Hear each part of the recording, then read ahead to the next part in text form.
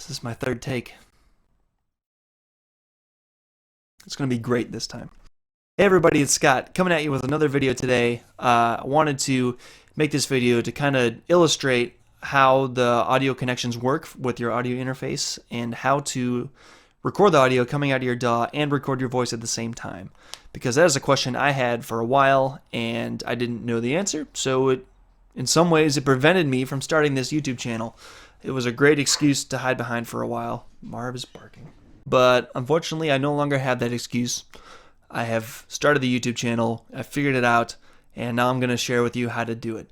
So if you'll direct your attention to the screen, first here I have a diagram I made inside of draw.io, which is a Google Chrome app. It's pretty nice for creating simple diagrams like this. I wouldn't try to get too crazy with it, but it works for this application. So I drew here my Focusrite Scarlett 18i8. That is the audio interface I use.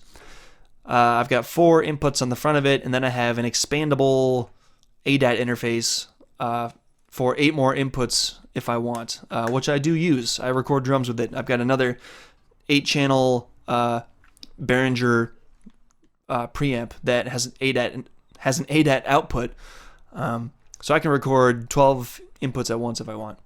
And then all the inputs get routed into my DAW, which is Cubase, and then I can choose inside of Cubase, I can choose which inputs are going to which outputs, and yeah, that's just, in a nutshell, that's what you can do with your DAW. That's how it works. You can also use your interface as your audio device just for Windows. You can play music through it, watch videos.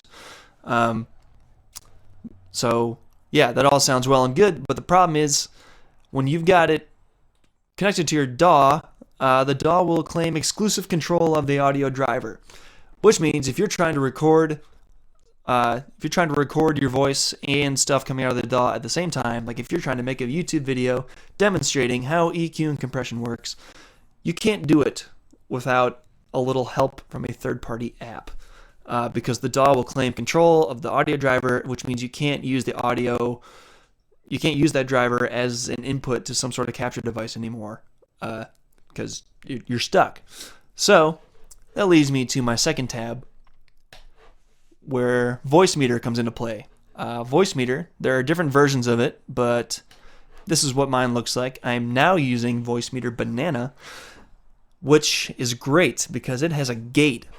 And I really needed the gate on my previous videos. If you watched them, I was using a simpler version of Voicemeeter. I didn't have the gate feature, and you could tell because all the audio coming out of my speakers was coming back into my microphone, and there's a bunch of delay. It sounded pretty horrible.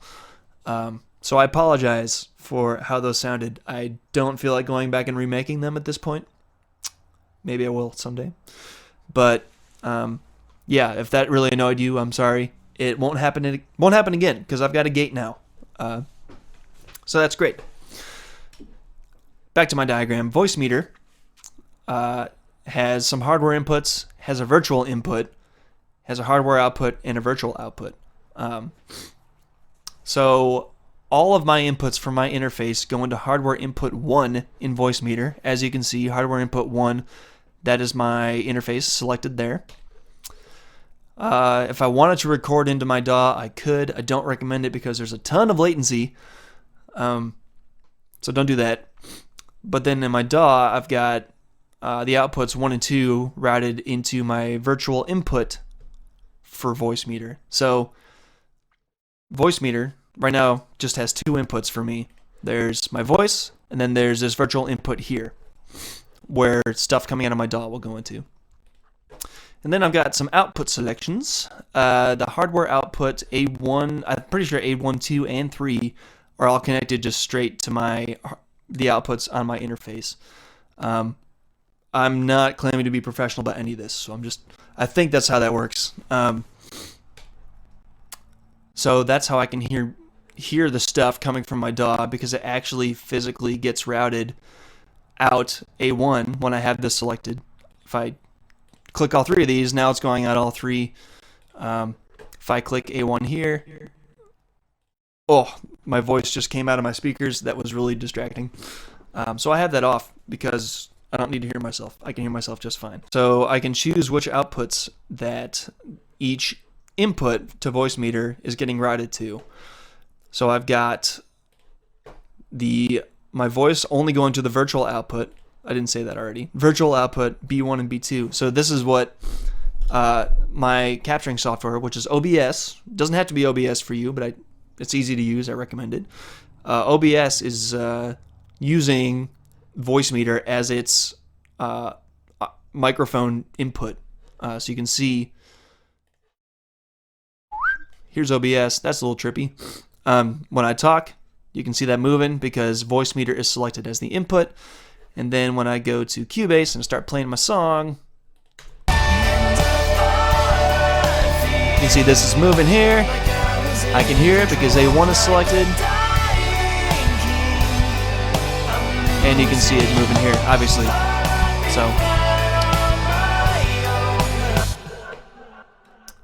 So that is how it works. Voicemeeter literally sits in the middle of my interface and my DAW. It captures the audio flowing both directions. The stuff that I'm currently saying goes into hardware input. The stuff coming out of my DAW goes into a virtual input, and both of those sources get routed to a hardware output, which is connected to my speakers so I can hear it, and then to a virtual output, which is connected to my capturing software so that you can hear it. And that's how it all works in a nutshell. So hope this was informational for you. Hope this solves some problems you've been having. If you want these diagrams, send me a message, leave a comment. I will send them to you. I think I'm a very visual person, so this helps me out. If not, then like, subscribe, do all those cool things, share the video, whatever. Thanks for watching. I will see you in the next video.